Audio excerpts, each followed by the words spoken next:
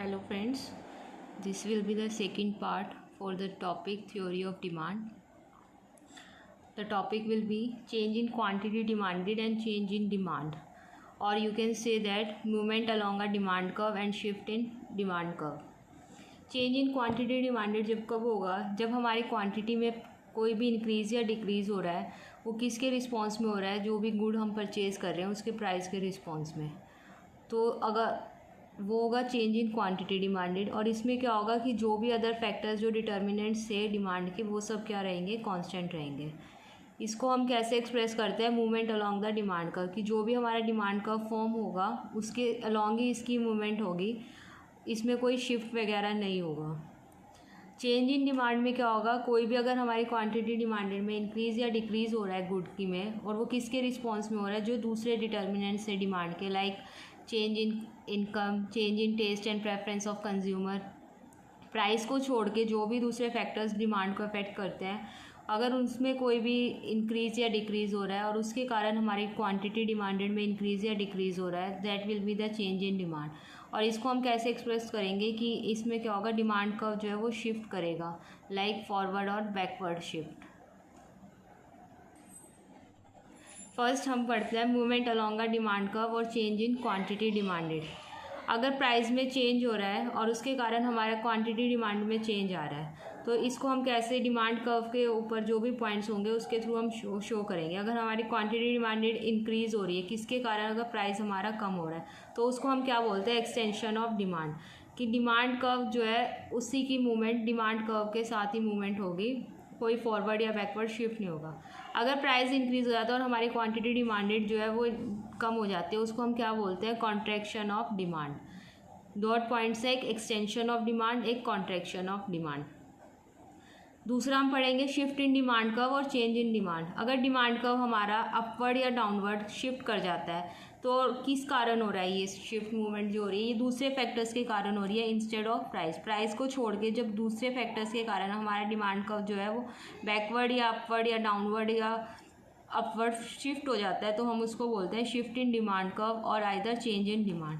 और ये किस कारण होता है, डिक्रीज इन डिमांड और इंक्रीज इन डिमांड। इसमें दो चीज़ें होंगी, ऊपर हमने पढ़ा था extension of demand and contraction of demand. यहाँ पे किस कारण है, इंक्रीज और डिक्रीज।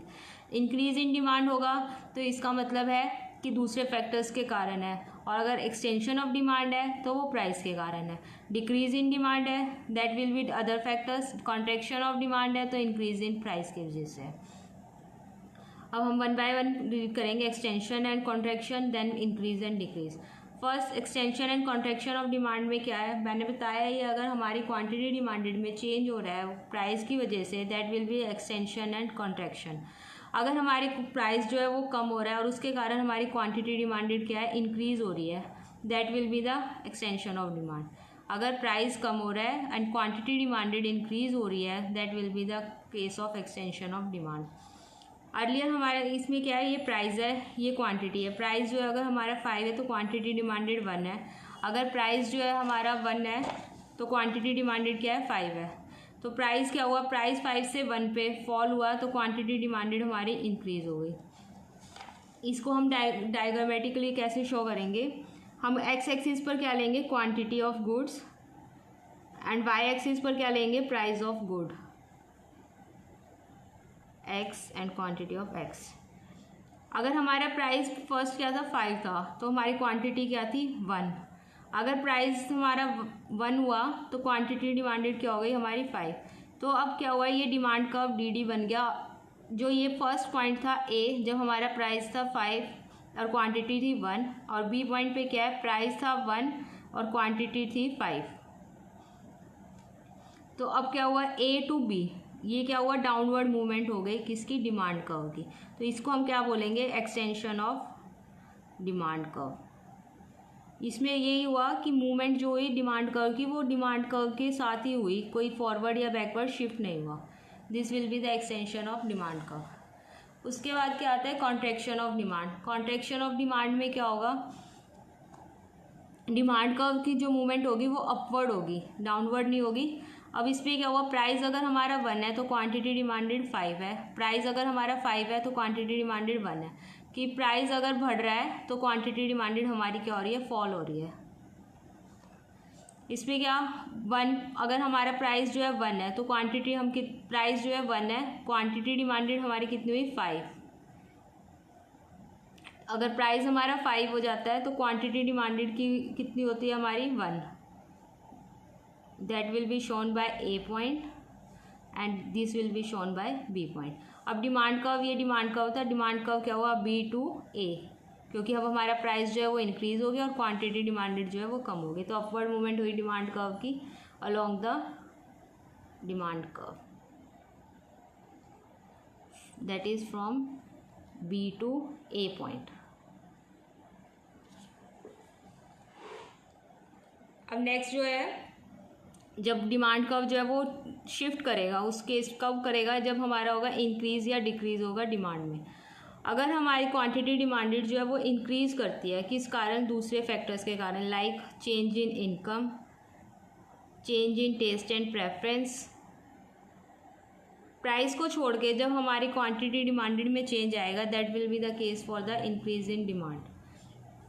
अगर हमारा प्राइस जो है इसमें क्या रहेगा, वो कांस्टेंट रहेगा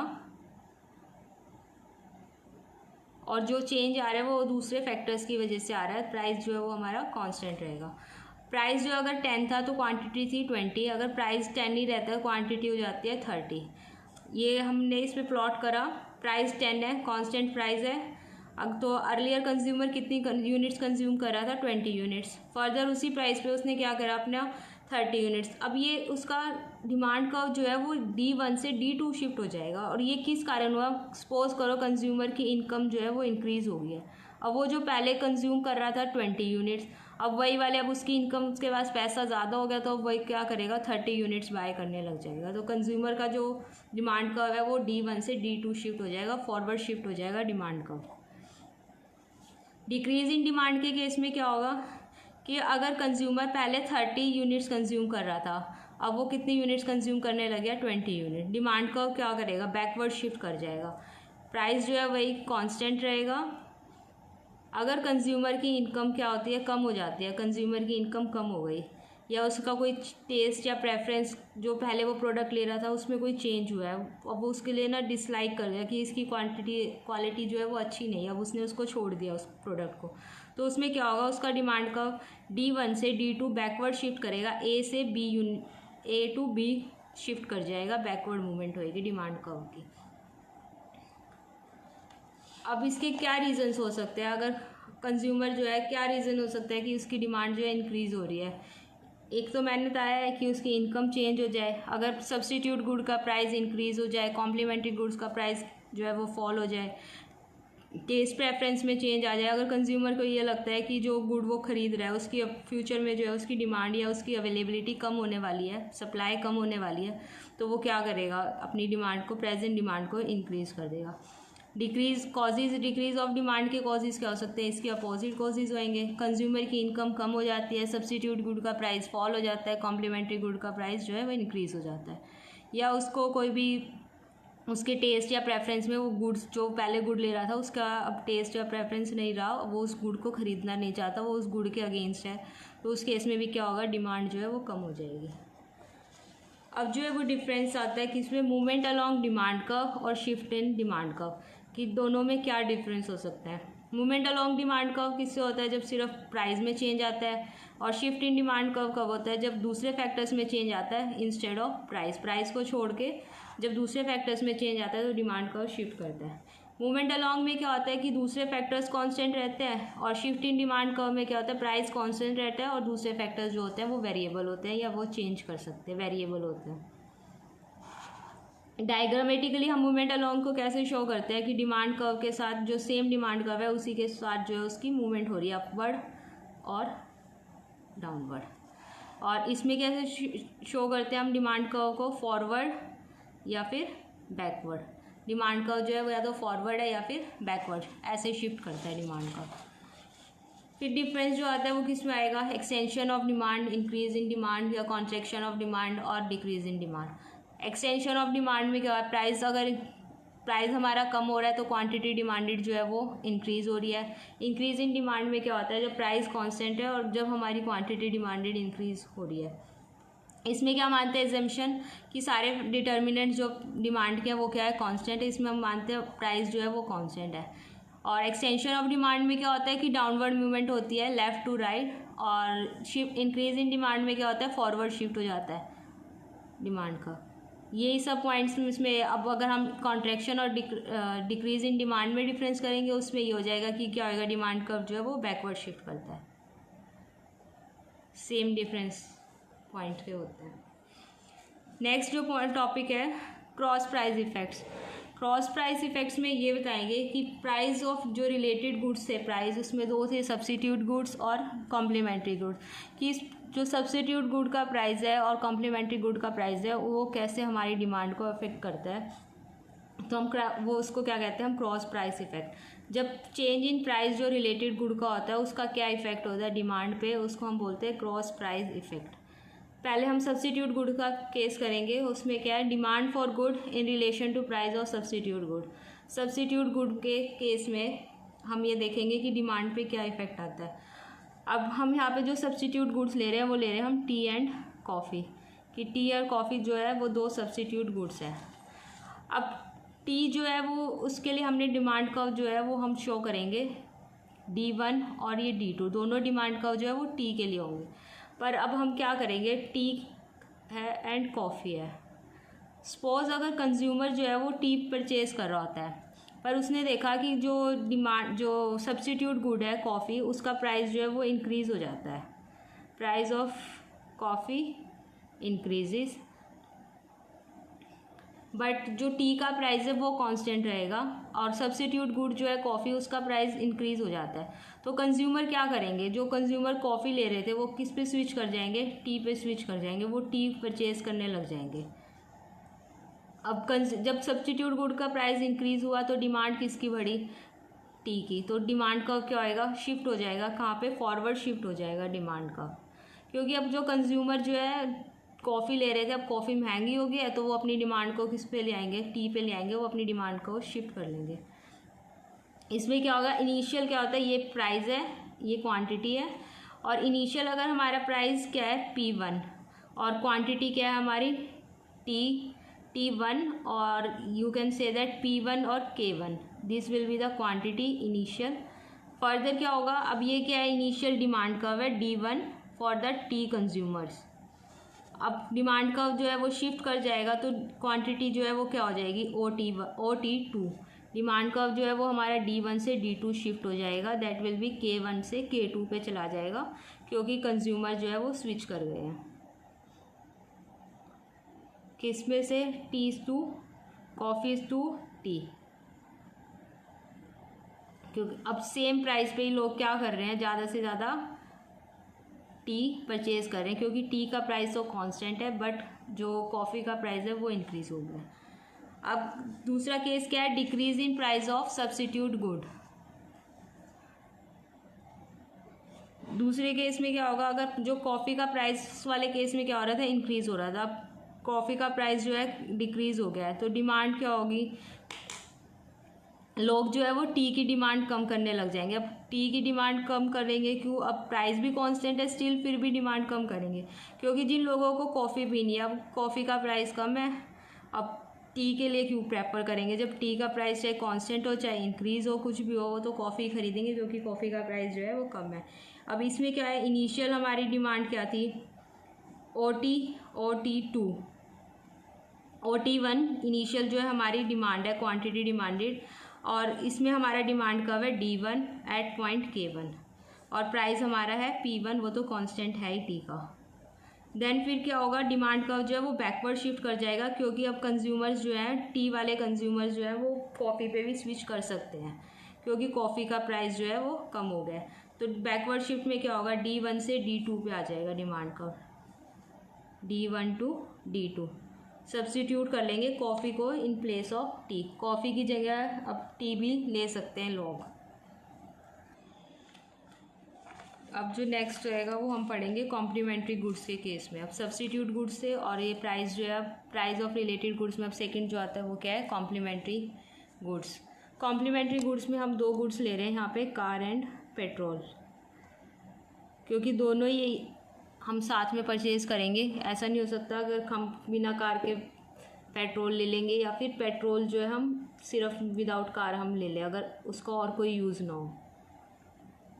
दोनों ही जो है डिमांड को टुगेदर लेंगे तो कंप्लीट करते हैं, वो होते हैं कॉम्प्लीमेंट्री गुड्स। कॉम्प्लीमेंट्री गुड्स में हम ये मान रहे हैं, अब ये हमारा इनिशियल जो है डिमांड जो है कर्व D1, ये किसके लिए है, कार्स के लिए, कि कार्स की डिमांड के लिए हमने डिमांड कर्व जो है वो ड्रॉ करा है D1। और इनिशियल प्राइस जो होता है इसमें P1 और क्वांटिटी जो है हमारी T1, OT1 और OP1, ये हमारा प्राइस है और ये हमारी क्वांटिटी डिमांडेड है।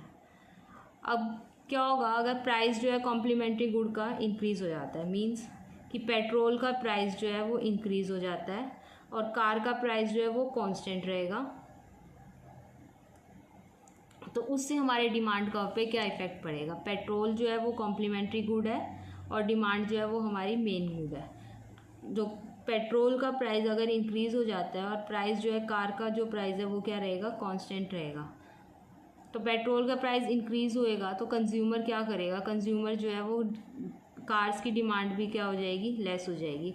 कंज्यूमर जो है वो कार्स की डिमांड जो है वो लेस करेगा और कार्स का जो प्राइस है वो जबकि कांस्टेंट है, बट अगर पेट्रोल के प्राइस बढ़ गया तो कंज्यूमर ऑटोमेटिकली क्या करेगा, कार भी खरीदनी कम कर देगा, जिसके कारण क्या होगा, कार्स की डिमांड जो है वो कम हो जाएगी, तो डिमांड का जो है वो बैकवर्ड शिफ्ट करेगा।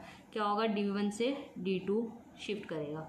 D2 पे करेगा तो उसकी क्वांटिटी पहले क्या थी, T1 थी, अब उसकी क्वांटिटी कितनी हो जाएगी, T2, OT2 उसकी अब क्वांटिटी परचेज हो जाएगी। और प्राइस ऑफ पेट्रोल, क्योंकि ऐसा क्यों हुआ, क्योंकि पेट्रोल का जो है वो प्राइस इंक्रीज़ हो जाता है, इसके कारण कंज्यूमर जो है कार जो है वो कम डिमांड करते हैं और कार की जो डिमांड है उसके कारण डिमांड कर्व जो है वो बैकवर्ड शिफ्ट कर जाता है, इसके कारण डिमांड कर्व जो है D1 टू D2 शिफ्ट हो जाएगा। अब decrease in price of complementary goods, अगर प्राइस जो है पेट्रोल का प्राइस जो है वो कम हो जाता है तो कार्स का प्राइस से मैटर नहीं है, कार्स का प्राइस तो हम कांस्टेंट एज्यूम करके चलेंगे, और अगर उससे क्या होगा, पेट्रोल का प्राइस कम हुआ तो कार्स की डिमांड क्या हो जाएगी, इंक्रीज़ हो जाएगी। डिमांड का जो है वो फॉरवर्ड शिफ्ट करेगा D1 टू D2। इनिशियल क्या थी हमारी, इनिशियल जो प्राइस था हमारा OP1 और क्वांटिटी थी हमारी OT1। You can say that P1 K1 क्या थी उसकी हमारी और इनिशियल क्वांटिटी डिमांडेड। अब डिमांड कितनी हो जाएगी, P1 K2, प्राइस तो सेम है P1 बट डिमांड जो है वो इंक्रीज़ हो जाएगी, that will B OT2। The demand का जो है वो D1 टू D2 शिफ्ट हो जाएगा, फॉरवर्ड शिफ्ट ऑफ डिमांड का। नेक्स्ट अब हम पढ़ेंगे, अब सारे डिटर्मिनेंट्स के साथ हम डिमांड कर्व का पढ़ेंगे। अब हमने प्राइस के साथ पढ़ा पहले, फिर प्राइस ऑफ रिलेटेड गुड्स के साथ, अब इनकम और डिमांड के साथ। इनकम और डिमांड में क्या है, रिलेशनशिप है।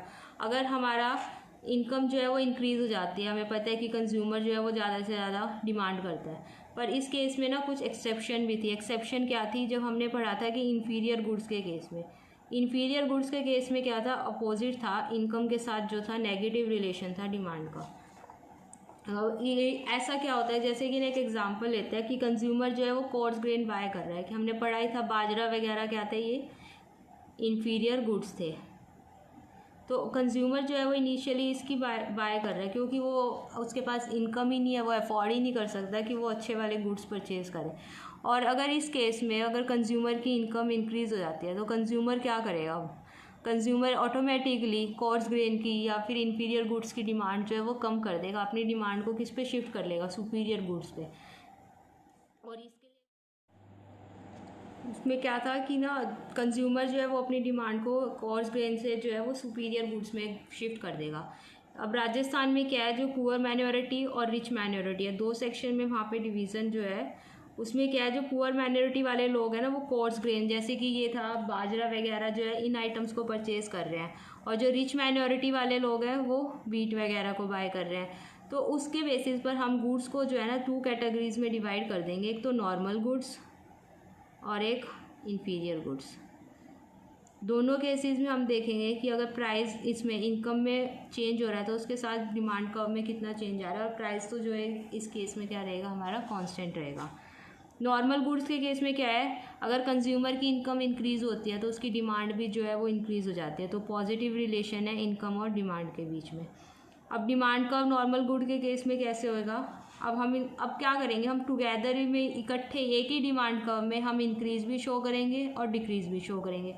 अगर हमारी इनकम इंक्रीज़ होती है तो क्या होगा, और अगर इनकम डिक्रीज़ होती है तो क्या होगा, दोनों ही सिचुएशन हम एक ही डिमांड कर्व में शो करेंगे। उसके लिए हम क्या करेंगे, एक्स एक्सिस पर हम क्वांटिटी लेंगे और वाई एक्सिस पर प्राइस लेंगे। प्राइस तो जो है हमारा क्या है, कांस्टेंट है, P1 प्राइस जो है वो हमारा कांस्टेंट है। अगर कंज्यूमर की इनकम इंक्रीज़ हो जाती है तो डिमांड कर्व जो है, इनिशियल हमारा डिमांड कर्व कौन सा है, D1, और ये किस पॉइंट पे है, A पे। अगर कंज्यूमर की डिमांड जो है वो इनकम जो है वो इंक्रीज़ हो जाती है तो उसकी डिमांड भी जो है वो इंक्रीज़ हो जाएगी। तो डिमांड कर्व क्या करेगा, फॉरवर्ड शिफ्ट कर जाएगा D1 से D2, मींस A से B पॉइंट पर आ जाएगा, D1 से D2 चला जाएगा, और प्राइस जो है वो कांस्टेंट रहेगा, फॉरवर्ड शिफ्ट इन डिमांड का। और अगर प्राइस जो है, अगर उसकी इनकम जो है वो इंक्रीज़ हो रही है तो फॉरवर्ड शिफ्ट। अगर इनकम जो है कंज्यूमर की इनकम डिक्रीज़ हो रही है तो डिमांड कर्व क्या करेगा, बैकवर्ड शिफ्ट कर जाएगा A to C, that is D2 D3। Demand curve जो है वो बैकवर्ड शिफ्ट कर जाएगा। अब हमने एक ही डिमांड कर्व में फॉरवर्ड शिफ्ट भी दिखाया है नॉर्मल गुड्स का, और नॉर्मल गुड्स का बैकवर्ड शिफ्ट भी दिखाया है कि अगर कंज्यूमर की इनकम इंक्रीज़ या डिक्रीज़ होती है तो उस केस में, नॉर्मल गुड के केस में उसकी डिमांड पर कैसा इफेक्ट पड़ता है, वो हमने दोनों एक ही डायग्राम में शो करे हैं। अगर इंक्रीज इनकम हो रही है तो फॉरवर्ड शिफ्ट, अगर डिक्रीज इनकम हो रही है तो बैकवर्ड शिफ्ट। और इन्फीरियर, अब सेकंड जो आएगा वो क्या आएगा, इन्फीरियर गुड्स। इन्फीरियर गुड्स में क्या है कि इनकम के साथ और डिमांड का जो होता है नेगेटिव रिलेशन होता है। अगर कंज्यूमर की इनकम बढ़ेगी तो डिमांड जो है वो कम होगी, और अगर कंज्यूमर की इनकम कम होगी तो डिमांड जो है वो बढ़ेगी इन्फीरियर गुड्स के केस में। ये इनके साथ नेगेटिव रिलेशन होता है। अब वही हम एक ही डायग्राम में दोनों चीज़ें शो करेंगे, इनकम के साथ क्या रिलेशन इसका इन्फीरियर गुड्स में कैसे इनकम और डिमांड में कैसे इफेक्ट पड़ता है। इनिशियल जो है डिमांड कर्व जो है वो हमारा है D1, और किस पॉइंट पर है, A पर, कि ये प्राइस है और ये हमारी क्वांटिटी T और प्राइस P1। इनिशियल हमारा P1 और T1 क्वांटिटी डिमांडेड है। देन अगर क्या होता है, कंज्यूमर की इनकम जो है वो इंक्रीज़ कर जाती है, कंज्यूमर की इनकम क्या हुई, इंक्रीज़ हो गई। अब कंज्यूमर की इनकम इंक्रीज़ हो गई है तो डिमांड जो है वो कम हो जाएगी, तो डिमांड कर्व क्या करेगा, बैकवर्ड शिफ्ट करेगा। बैकवर्ड शिफ्ट करेगा मीन्स 8 से C पर चला जाएगा। कंज्यूमर की जो डिमांड है वो क्या हो जाएगी, T2। पहले प्राइस तो P1 और डिमांड जो है उसकी वो T2 हो जाएगी, OT2, अगर उसकी इनकम इंक्रीज़ करती है। ये नॉर्मल गुड्स से इन्फीरियर गुड्स का केस जो है वो बस जस्ट अपोजिट है और कुछ नहीं है। इसमें क्या होगा, अगर इसकी डिमांड, कंज्यूमर की इनकम जो है वो डिक्रीज़ हो जाती है तो उसकी डिमांड बढ़ेगी, तो डिमांड का जो है वो फॉरवर्ड शिफ्ट कर जाएगा A to B, और उसकी क्वांटिटी डिमांडेड जो है वो T3 अब T1 से T3 पर शिफ्ट कर जाएगी। तो ये दोनों चीज़ें फॉरवर्ड बैकवर्ड इन्फीरियर गुड्स के केस में ये हमारा सिचुएशन होगी। इनकम इंक्रीज तो बैकवर्ड शिफ्ट, और इनकम डिक्रीज तो forward shift. Increase in income और डिक्रीज इन इनकम, अगर कंज्यूमर की जो इनकम इंक्रीज हो जाती है और उसकी डिमांड जो है वो क्या होएगी, कम हो जाएगी, कंज्यूमर जो है वो क्या करेगा, शिफ्ट करेगा सुपीरियर गुड्स पे, क्योंकि अब वो उनको खरीद सकता है। और अगर वो उसी प्राइस पर, अगर उसकी डिमांड जो है वो कम हो जाती है तो वो क्या होगा, बैकवर्ड शिफ्ट होगा। ये मैंने इसमें डायग्राम में एक्सप्लेन कर ही दिया है। डिक्रीज इन इनकम का केस में भी यही होगा कि कंज्यूमर का जो है अगर इनकम कम हो गया तो वो क्या होगा, डिमांड का जो है फॉरवर्ड शिफ्ट होएगा, D1 से D2 पर शिफ्ट होएगा, A to B। लास्ट जो है इसमें टेस्ट और प्रेफरेंसेस का क्या इफेक्ट होता है डिमांड पर।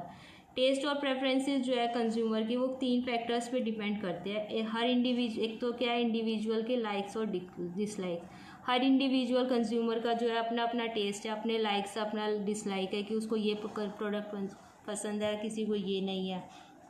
दूसरा क्या है, ट्रेंड्स एंड फैशन, कि हर कंज्यूमर क्या चाहता है कि ना भाई जो भी फैशन है, जो भी आजकल का ट्रेंड है ना, वो उसके अकॉर्डिंग चले। कुछ लोगों का ये होता है नहीं जो है भाई ठीक है वही वियर कर लेंगे, कुछ ऐसा नहीं है। तो ये भी टेस्ट एंड प्रेफरेंसेस में इंक्लूड किया जाएगा कि कंज्यूमर के जो है ट्रेंड या फैशन के अकॉर्डिंग वो मूव करना चाहता है या नहीं। क्लाइमेटिक एनवायरनमेंट, कि क्लाइमेटिक एनवायरनमेंट भी जो है कंज्यूमर के टेस्ट और प्रेफरेंस को अफेक्ट करता है। इसमें कैसे होएगा कि जैसे विंटर्स आए तो कंज्यूमर जो है वो क्या करेगा, टी या कॉफ़ी को प्रेफर करेगा। समर्स है तो वो किसको प्रेफर करता है कि आइसक्रीम मिल जाए, कोल्ड ड्रिंक वगैरह इनकी तरफ प्रेफर करता है। तो ये भी सब चीज़ें क्या है, टेस्ट और प्रेफरेंसेस में कंज्यूमर का जो टेस्ट है प्रेफरेंस है वो भी कैसे डिमांड पे इफेक्ट करता है। इसमें क्या होगा, फेवरेबल चेंज, फेवरेबल अगर टेस्ट या टेस्ट एंड प्रेफरेंस है, या फिर अनफेवरेबल टेस्ट एंड प्रेफरेंस है कि कंज्यूमर की जो है वो किसी प्रोडक्ट के लिए अनफेवरेबल टेस्ट या प्रेफरेंस है। इसको भी हम एक ही डिमांड कर्व में शो कर देंगे, quantity of goods on x axis and price of good. Initial जो है हमारा क्या था, डिमांड कर्व जो है वो है D1 पॉइंट A, और अगर प्राइस जो है वो कांस्टेंट है और कंज्यूमर का जो है टेस्ट चेंज हो जाता है कि उसका मतलब कंज्यूमर जो है अब उसने चेंज कर लिया, वो ज़्यादा से ज़्यादा वो चीज़ खरीदना चाहता है, तो डिमांड कर्व क्या करेगा, फॉरवर्ड शिफ्ट हो जाएगा D1 टू D2। और अगर कंज्यूमर जो है वो अब उसको वो प्रोडक्ट अच्छा नहीं लग रहा जो वो ले रहा था, वो अब अपने टेस्ट को चेंज करना चाहता है, अब वो उस गुड के अगेंस्ट है, तो उस प्रोडक्ट की उस गुड की क्या होगी, डिमांड जो है वो कम हो जाएगी। तो जो डिमांड कर्व है वो बैकवर्ड शिफ्ट कर जाएगा D1 to D3, means A to C point. तो डिमांड कर्व जो है वो बैकवर्ड शिफ्ट कर जाएगा। इसमें भी यही होगा कि फॉरवर्ड शिफ्ट और बैकवर्ड शिफ्ट। फॉरवर्ड शिफ्ट में वही प्राइस कांस्टेंट, अगर कंज्यूमर जो है उस प्रोडक्ट को ज़्यादा से ज़्यादा खरीद रहा है, उसके लिए उसके मतलब टेस्ट डेवलप हो रहा है उस प्रोडक्ट के लिए, तो फॉरवर्ड शिफ्ट। अगर वो उसके टेस्ट और प्रेफरेंस या उस प्रोडक्ट को वो प्रेफर नहीं कर रहा है तो वो उसके अगेंस्ट में हो जाएगा उस प्रोडक्ट के। तो डिमांड का क्या होएगा, बैकवर्ड शिफ्ट हो जाएगा D1 to D3, A to C। ये अब इसमें थ्योरी ऑफ डिमांड जो टॉपिक है वो कंप्लीट हुआ है यहाँ पे। नेक्स्ट जो टॉपिक होगा वो होगा price elasticity of demand. Thank you. Do subscribe my channel.